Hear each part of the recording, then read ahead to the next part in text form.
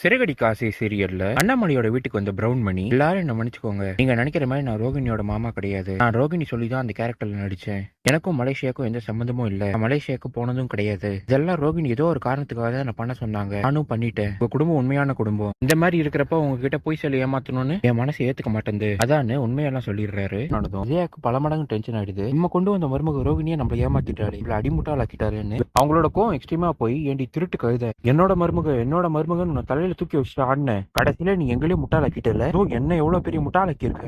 நம்ம பையன் உனக்கு என்னடி பண்ணா? நீதான் மூத்த மருமகன்னு நான் முன்னாடி நிக்க வச்சுதான் எல்லா வேலையும் பண்ண. கடைசியில உன்னோட ஃப்ராடுத்தனத்தை என்கிட்ட காமிச்சிட்டல. இன்னும் ஒரு செகண்ட் நீ இந்த வீட்டுல இருக்க கூடாது, சரியாதே வெளில போங்கிறாங்க. அண்ணாமலையும் இரு விஜயா, ரோகிணி ஏதோ சொல்லணும்னு சொல்றா. என்னதான் சொல்றான்னு காது கொடுத்து கேட்போன்னு சொல்ல, நீங்க கொஞ்சம் அமைதியா இருங்க, எனக்கு என்ன பண்ணும் எனக்கு தெரியும். இதுக்கு மேல வாய் திறந்து பேசக்கூடாது, வெளியே போய் திருட்டு நாயேன்னு இங்கேயும் தள்ளி விடுறாங்க. கொடுத்து பார்த்த ரோகிணி அழுதுகிட்டே, நான் ஒண்ணு இந்த வீட்டை விட்டு போக மாட்டேன். மனோஜ் சொல்லட்டும், அப்ப நான் போறேன். மனோஜ் சொல்லு, மனோஜ் நீ சொல்லு, நான் போவேணான்னு சொல்லு மனோஜ்னு சொல்ல, மனோஜ் எதுவும் பேசாம அமைதியா நிக்கிறான். அம்மா அவன் என் பையன் டி, நான் தாண்டி அவன் எதுவும் சொல்ல மாட்டான். அவனெல்லாம் முட்டாளாக்கி இருக்க, பையன் என் பேச்சு தான் கேட்பாங்கிறாங்க. அண்ணாமலையும் விஜய் கிட்ட எவ்வளவு சொல்லி பார்த்தோம். நீங்க கொஞ்சம் பேச நிறுத்துறீங்களா? நீங்க என்ன சொல்லணும் நான் கேட்க மாட்டேன். அவ நம்மளுக்கு எல்லாம் செஞ்சு நம்பிக்கை துரோகம். எவனையோ கூட்டிட்டு வந்து மலேசியா மாமான்னு சொல்லி நம்ம மொத்த குடும்பத்தையும் ஏமாத்திருக்கா. அவளுக்காக நான் என்ன பூ போட்டு கும்பிடணுமா அப்படின்னு கோவப்பட்ட விஜயா ரோகிணியை வீட்டை விட்டு தள்ளி அதை மூடிடுறாங்க.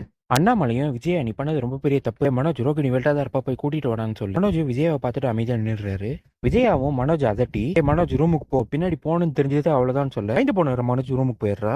ரோகிணியும் தனக்கு எங்க போறதுன்னு தெரியாம ஃப்ரெண்டு வித்யா விட்டு கிளம்பி போறாங்க. வீட்டுக்கு வந்த ரோகிணியை பார்த்த வித்யா, முன்னாடி முடியெல்லாம் களைஞ்சு இப்படி வந்திருக்க, முதல்ல தலைய வாரு, எல்லா வெயில் ஜாஸ்தியா இருக்கான்னு கேட்க, உனக்கு நடந்த விஷயமே தெரியாதுன்னு ரவுண்ட் மணி வீட்டுக்கு வந்துட்டு போன விஷயத்தெல்லாம் சொல்றாங்க. கேட்ட வித்யாவும், ஐயோ என்னடி சொல்ற, ரவுண்ட் மணி எனக்கும் வந்து வீட்டுக்கு பத்திரிக்கை வச்சாரு, அப்ப அந்த கல்யாண பத்திரிக்கை உன் குடும்பத்தோட சேர்ந்தது தானா அப்படின்னு சொல்ல, இதை கேட்டு ரோகிணி கோவப்படுறாங்க. இந்த விஷயத்தை என்கிட்ட முன்னாடி சொல்லிருக்கலாம்ல, அதுக்கேற்ற மாதிரி பிளான் பண்ணிருப்பேன், மறைச்சனால பாரு என்ன ஆச்சுன்னு சொல்ல, போடி நீ வேற, இந்த வீட்டுல இருக்கிறவங்க எல்லாரும் நல்லவங்க, சொன்னதை கேட்டு இவ்வளவு நாள் உன்னை நம்பிட்டாங்க, இப்படி இருந்தாலும் நீ ஒரு நாள் மாட்டி தான் ஆகணும். ரவுண்ட் மணினால இப்ப நீ மாட்டிக்கிட்ட. நான் இந்த கல்யாண விஷயத்த மட்டும் உங்ககிட்ட சொல்லியிருந்தா என்ன இருக்க போகுது? நீ மட்டும் தான் போகாம இருந்திருப்பா, ஆனா உன் குடும்பம் கண்டிப்பா போயிருப்பாங்க. நீ அந்த பிரவுன் மணியை மட்டும் தடுத்து இருந்து என்ன இருக்க போகுது? இது அவரோட சொந்த தங்கச்சி பையன் கல்யாணம், ஒரு போகாம எப்படி இருப்பாரு? நீ போலனா கூட அவங்க கண்டுபிடிச்சிருப்பாங்க. இதோ எல்லாம் நல்லதுக்கு நினைச்சுக்கோ, அப்புறமா மாட்ட வேண்டியது நீ இப்பவே மாட்டிட்டேன்னு சொல்ல, உங்க மாமியார் ஒன்னு அனுப்பும்போது மனோஜ் எதுவும் கேட்கலையாங்கிறாங்க. ரோகிணியும் மனோஜ் எதுவுமே வாயே திறக்கல, அவங்க அம்மா பேச்சு தானே கேட்பான், நான் இனிமே அழ போறது கிடையாது, எப்படி இருந்தாலும் அந்த வீட்டுக்குள்ள போயிடுவேன், வீட்டுக்குள்ள போயிட்டா மட்டும் போதும், மனோஜ் என் கைக்குள்ள போட்டுக்கிட்டு வேலையை நான் காட்டுவேன். என்னோட மாமியார் எப்பவுமே இப்படிதான் பேசுவாங்க, ஆனா என் மாமனார் அப்படி கிடையாது, அவர் குடும்பம் ஒன்னா இருக்கணும்னு நினைப்பாரு, எப்படியாச்சும் அந்த வீட்டுக்குள்ள போனா மட்டும் போதும், மத்தெல்லாம் நான் சரி பண்ணிடுவேங்கிறாங்க.